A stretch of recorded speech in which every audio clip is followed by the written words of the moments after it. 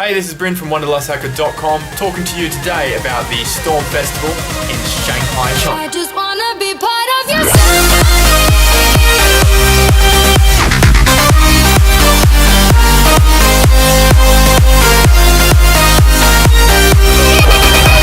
Hey, this is Bryn from WanderlustHacker.com. I'm currently in Shanghai at the Storm Festival. It is China's biggest festival, EDM festival. As you can see behind me, the next DJ is about to come on.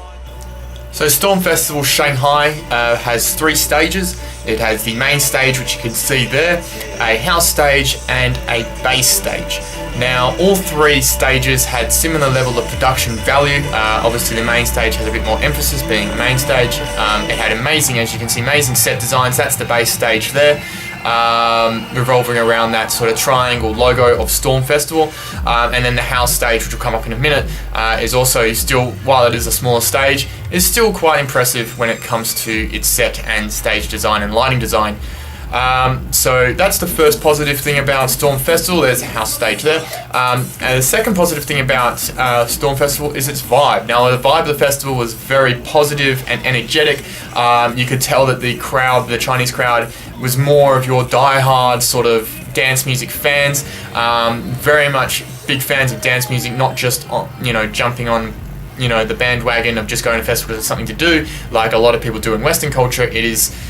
They are there for the music. And in saying that, I didn't see any drug use or alcohol abuse, where you see people getting dragged out because they're too fucked up, which was kind of refreshing to see, because a lot of festivals are like that, especially Australian festivals, which I won't get into because that's a whole nother debate altogether. So it really held no stops as well when it came down to its artist booking. Layback Luke, Don Diablo, Axwell and Grosso, Kaijo, Marshmello, Lost Frequencies, Grand Theft. The list just keeps going and going. It really was a stacked tier cheeseburger of artist and A-grade talent. They used to have Skrillex and Tiesto as well play there. I know they played there in previous years. So you really cannot say that it didn't have a packed lineup, even more packed than some Western festivals, which was interesting. Moving on though, some of the negative things about the festival. First and foremost, this next point is not the promoter's fault, but the weather was shit. It was really bad. I've never seen torrential rain like that at a festival. It really did come down, and unfortunately 10 minutes before Axwell and Grosso were supposed to play on the Sunday during the Chemical Brothers set, which was boring as crap, I might add, they had to cancel the festival. And backstage you can really see it evident of that, where the water backstage, because it was in a ditch, went halfway up my leg. That's how big sort of those puddles were, and I'm 6'4", so yeah, they were pretty deep. So they cancelled the festival 10 minutes before Axwell and Grosso on the Sunday, but for the rest of it, it was really good. I think, as I said, the vibe was really good, production was really good, talent was really good.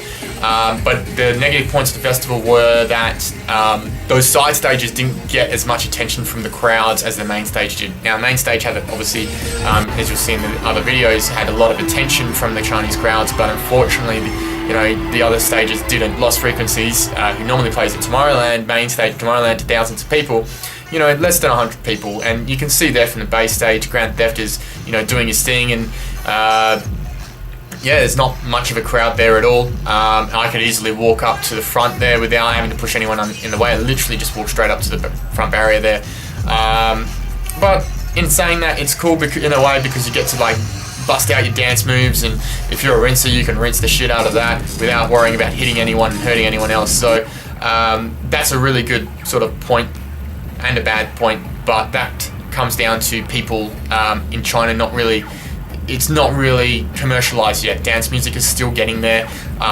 It's in Western culture, in sort of Europe and America and Australia, the dance music scene has exploded, sort of 2009, 2010, and then that bubble arguably has popped now, Whereas in Asia, in specifically China, the bubble has not even inflated yet. And this is one of the points that was brought up at the International Music Summit in Shanghai, was that, you know, it's still a growing market and it still hasn't got to the same point as Western culture has, but it will. 2 to 5 years, I'm very hopeful that this scene will definitely increase, and exposure of this music will definitely come about in a positive manner.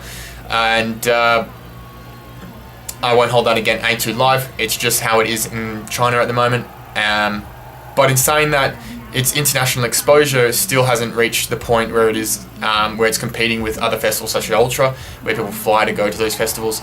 I think I was the 3rd Australian there, and the other 2 Australians were Rave Radio who were playing there. So there really wasn't any. I think I saw maybe 4 or 5, you know, international people there, other than people that were living there. You know, I saw a couple groups of, you know, Eastern European girls, really young, sort of 18-year-old girls. But that was really it. It was pretty much solely a Chinese crowd.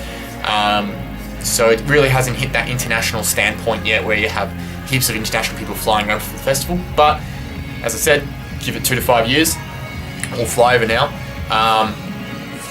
That will change. I do believe it is an amazing festival, and very much worth heading to if you're in that region. If you're in North Asia or East Asia, definitely head to A2 Live's page, Facebook page, like it, subscribe to the newsletter, do all that, because I think this festival is definitely worth going to, and it's different.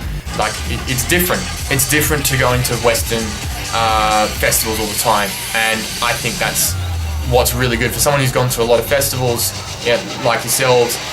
If you have, then it's a good experience to experience something a little bit different. In saying that, A2 Live is branching out. It is bringing a Storm Festival to Sydney in December. It has more of a bass lineup, as I've seen the other day, but you're catering to the crowd. If you like this video, don't forget to subscribe for more travel tips and tricks as they come out, and to read the full blog post, head to wanderlusthacker.com. Thanks for listening, and I'll catch you later.